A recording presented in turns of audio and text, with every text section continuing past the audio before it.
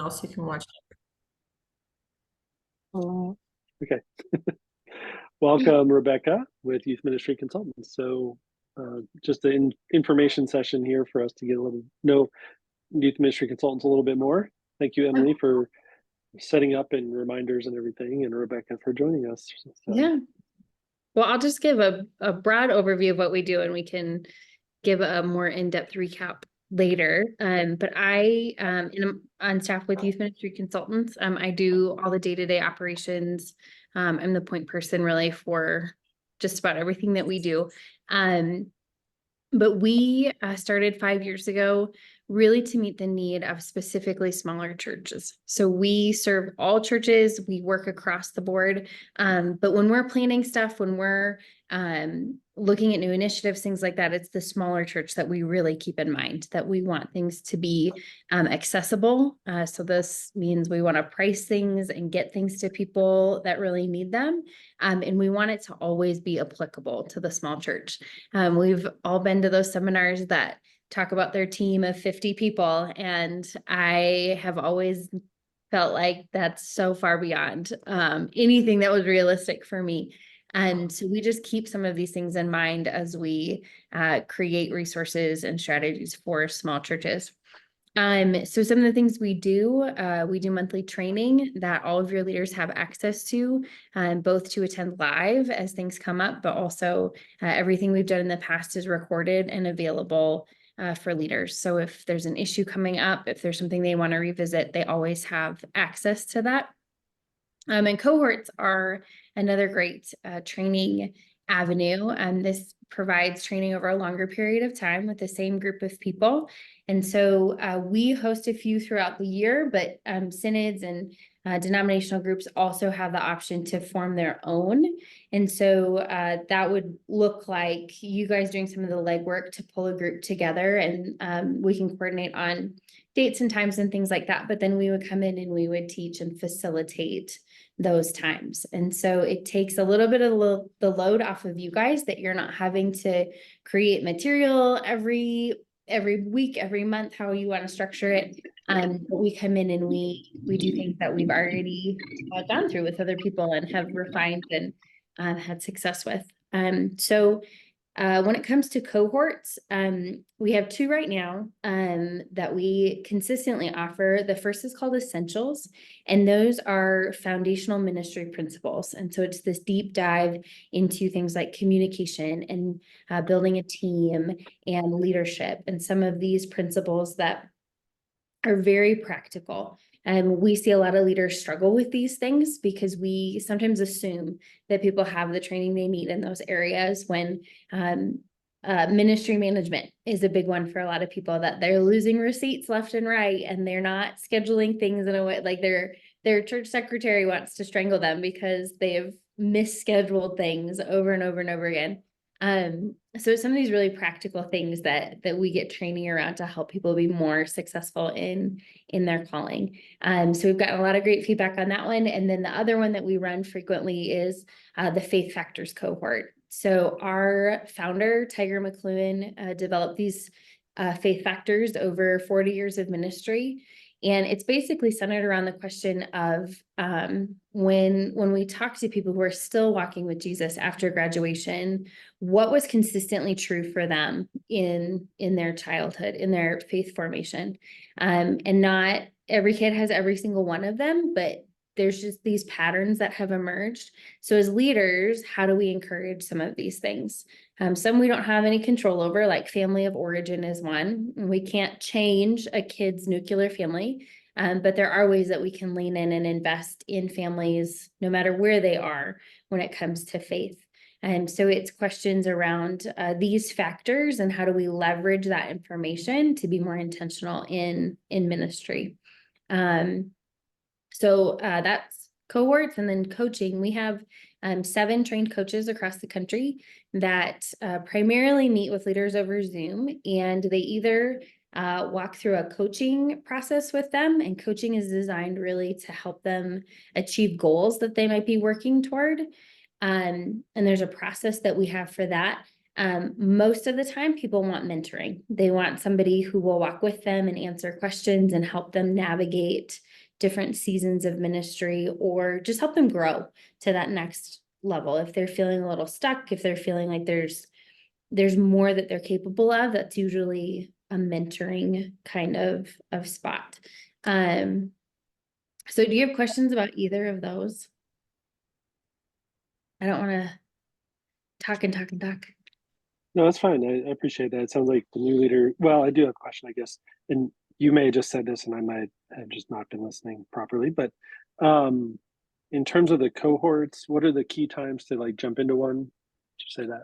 Sorry. So we start them usually in the fall and then around January. So we take a break over the summer, and we've just found leaders have a really hard time committing to a standing meeting when there's camps and trips and all sorts of things with students. So the ones that we organize will kick back off in the fall and then again in January.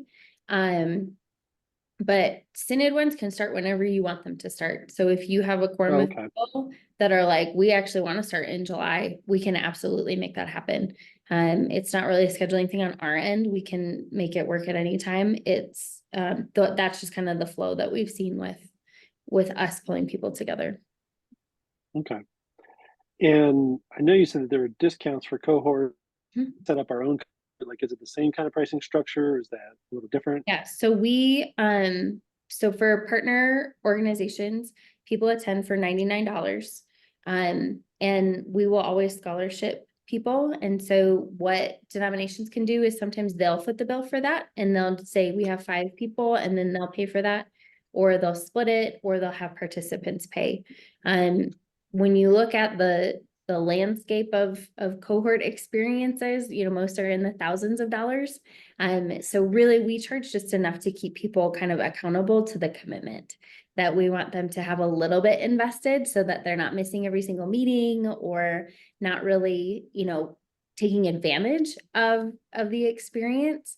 But we always want it accessible. So we don't really fight too hard when people need scholarships. Yeah. What would be an ideal number of participants in a cohort? Like if we did a Synod cohort? I'd say it works with as little as about 5, and then probably up to 15. So 10 is a really great spot to be in, but we can work with any less than 5. If people miss, it starts to dip into that, it's just you and a couple other people. But really between 5 and 15 really ends up being a good mix of people. Okay. For the coaching process or getting established with a coach, do you have like an intake form that you normally use, or is it just a conversation and then you match folks, or you give them options to match with a coach? What does that look like? Typically, well, there's 2 ways. People get connected through an intake form on our website, and that just goes to me. I prefer in situations like this to have a conversation, because there's different, I'll do my best to match people personality wise, or some people have gender requests, or that they want to be connected in their denomination or outside their denomination. And so some of those conversations I just like to have with people so that we can get them set up with somebody well. That said, I always tell people, coaching is kind of like you kind of need a certain chemistry. So if you're talking with someone and it's not a good fit, we don't take that personally ever. So people can always switch if they're just like, we're just not seeing eye to eye, or this isn't working. We'll always get them set up with somebody else. And it's not saying anything about either party. It's just when it's a good fit, it's a good fit. Okay.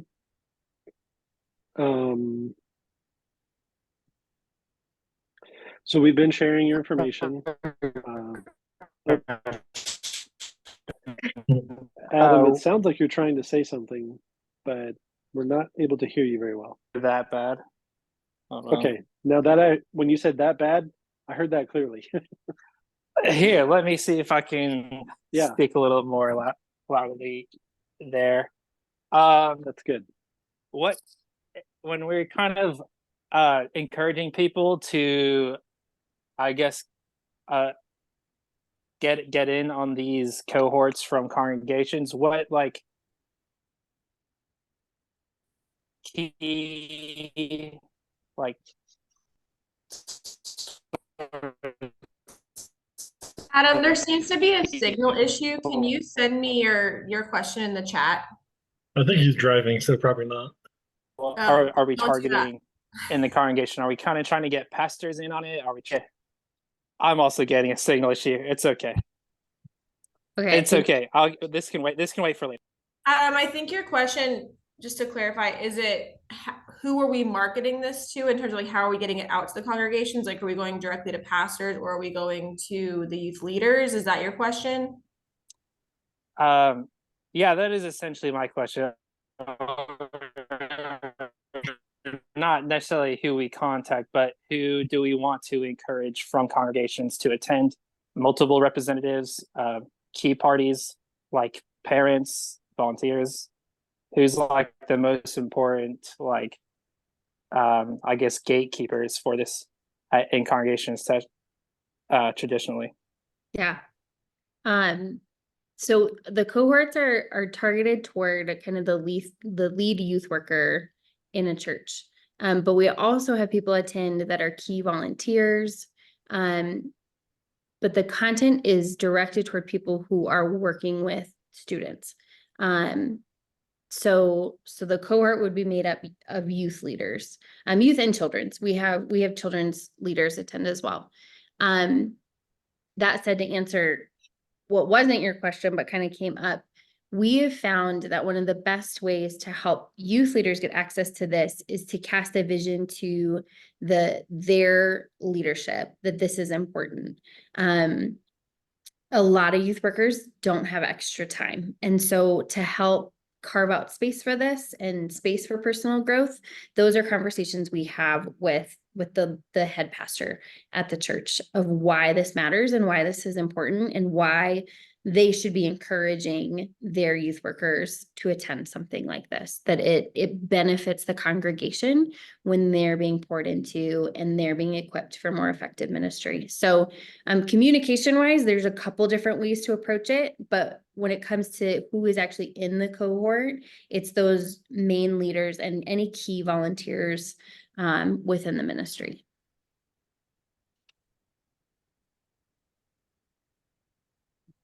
Yeah, so what would be some of those strategies to reach out to those senior leaders? What have you found helpful? We found it helpful to over communicate the opportunity. And especially if you're doing it at a synod level, that just helps. That helps open doors because there's a certain level of trust that you guys have that we haven't necessarily established with that specific leader. And so if it's a synod-wide thing, to encourage them to have them sign up, a lot of the best outcomes happen just from one-on-one communication, to have a phone call and say, hey, I want to make sure you're aware of this. This is why this is a big deal. And we really hope that so-and-so will be there. It's those 5-10 minute calls that really go a long way because it moves it to their front, to the front of their mind, instead of like, oh, I did see something about that, but then I moved on to something else. So those one-on-one conversations, and then anytime talking to a youth leader about why it might be beneficial for them.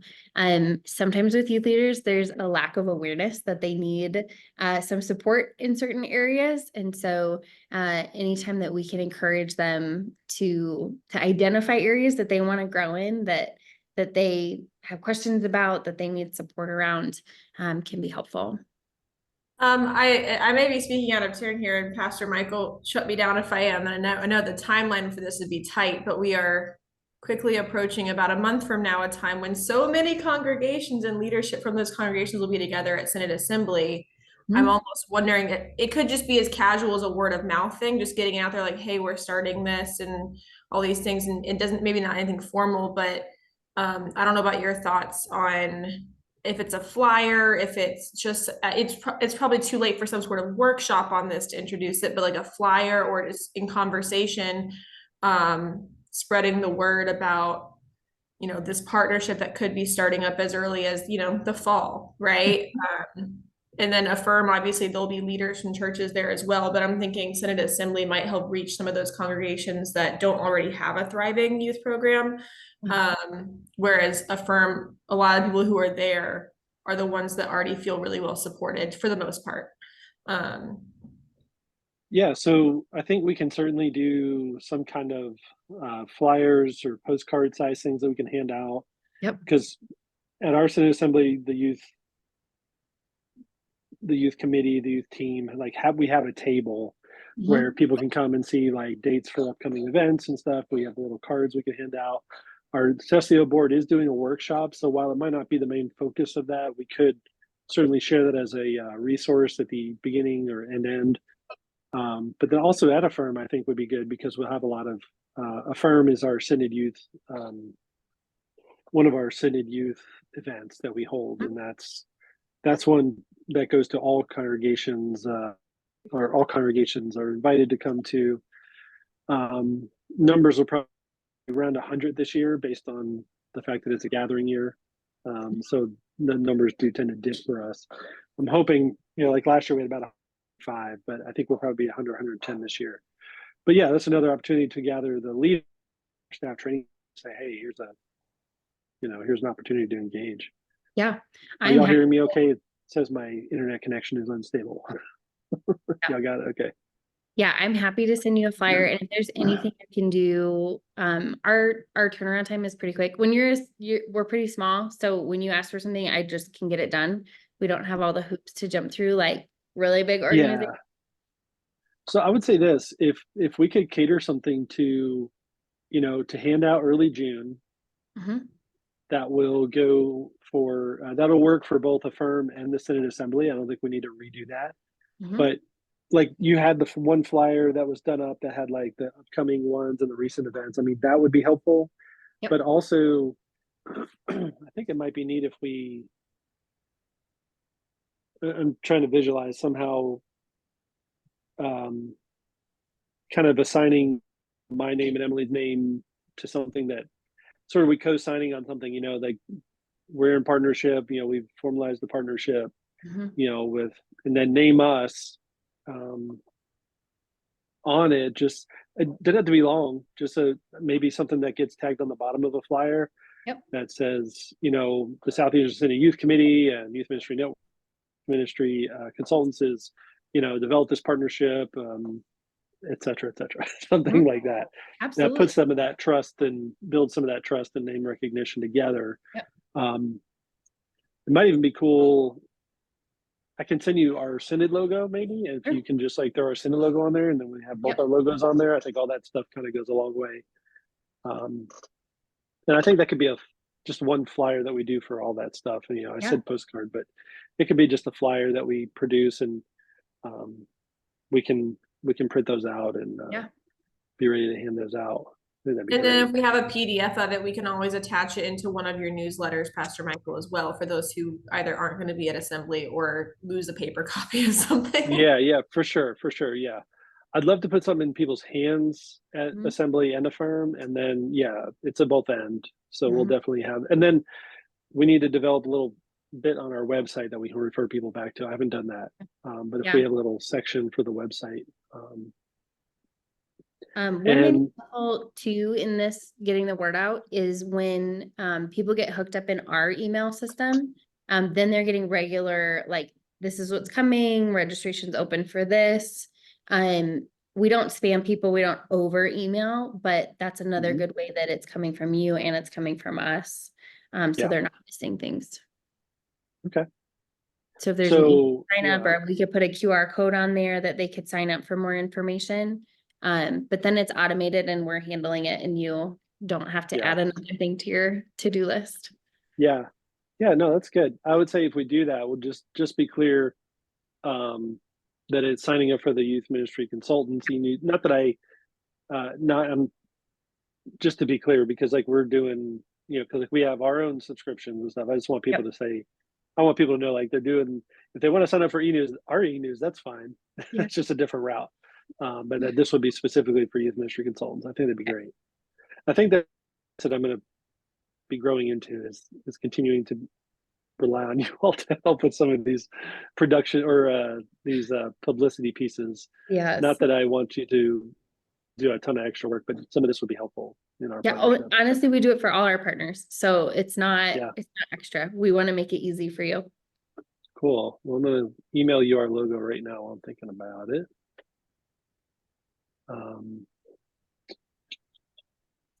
Other questions from anyone? Well, unfortunately, Sarah dropped from the call a while ago. So, but this has been helpful for She me was on too. her I phone think. in the car, so she might have not had the best Yeah. service.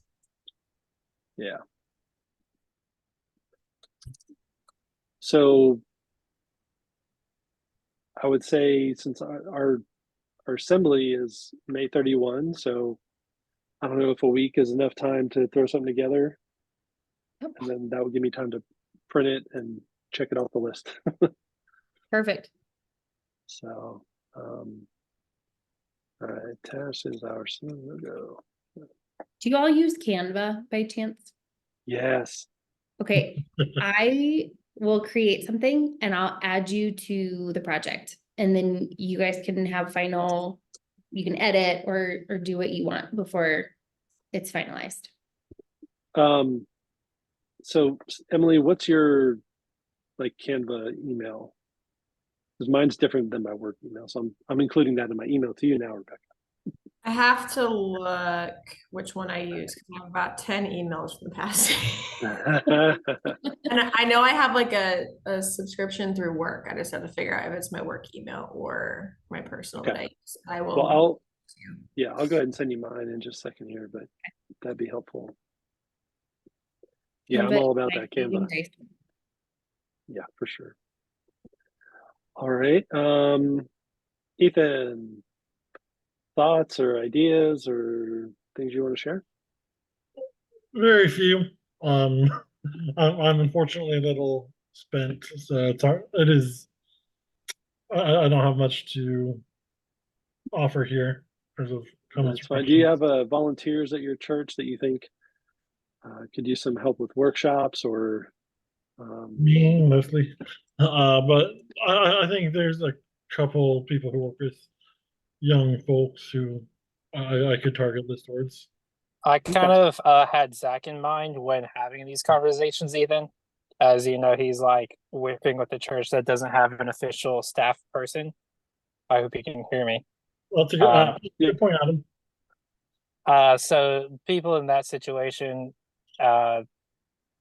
that we probably can reach out to. Honestly, the broader work, in my opinion, will be for us as a synod, maybe as a committee, to put hours into reaching out to every single church in the synod, just checking in, having like a survey to kind of see what they have going as far as youth ministry, how plugged in are they, what do they know is available, and having this conversation so that